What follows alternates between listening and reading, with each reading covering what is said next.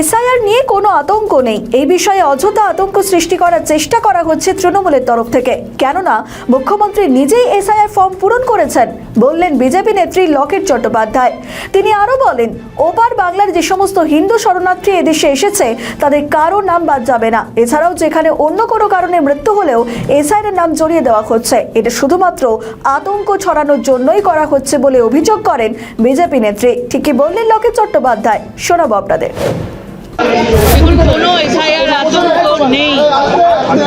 বারবার এটাকে মমতা বন্দ্যোপাধ্যায় নিজে এসআইআর ফর্ম ফিল আপ করছেন এবং তারপরেও অন্যদেরকে আতঙ্কিত করার চেষ্টা করছেন, যাতে এখানে এসআইআরকে নিয়ে, নির্বাচন কমিশনকে নিয়ে একটা আক্রোশ তৈরি হয়, বিজেপিকে নিয়ে একটা আক্রোশ তৈরি হয়। এটাই ফর্মুলা চলছে, এখানে কিচ্ছু নেই। এসআইআরে এমন কোনো মানুষ নেই যারা এখানকার নাগরিক আছেন বা যারা ওপার বাংলা থেকে যে সকল হিন্দুরা এসছেন এখানে, তাদের কোনো নাম কাটা যাবে। একটা আতঙ্ক তৈরি করবার জন্য করছেন এবং এর ফল কিন্তু বাংলার মানুষ ভুগছে। এবং আজকে দেখতে পাচ্ছেন যে কোনো কারণে, অন্য কোনো কারণে যদি কারোর মৃত্যু হয় সেটাকেও এসআইআর বলে চালানো হচ্ছে। আজকে যুবসাথীতে এত লাইন দেওয়া হচ্ছে, সেখানে কারোর কিচ্ছু হচ্ছে না, অথচ এসআইআরে আজকে সবাই যখন লাইন দিচ্ছে তখন নাকি তার মৃত্যু হয়ে যাচ্ছে। এটা বিশ্বাস করা একটু অস্বস্তিকর। দিলীপ ঘোষের স্ত্রী প্রার্থী হতে যে জমা দিয়েছে কাগজপত্র, যে কোনো লোক দিতে পারে। আমাদের এমনই একটা পার্টি, বুথ স্তর থেকে শুরু করে যে কোনো লোক তার ইচ্ছা প্রকাশ করতেই পারে।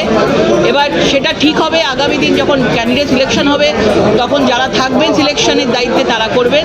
কিন্তু যে কোনো কেউ পার্টিতে নিশ্চয়ই তাদের দাবিদার বা ক্যান্ডিডেট হওয়ার জন্য আগ্রহ প্রকাশ করতে পারে।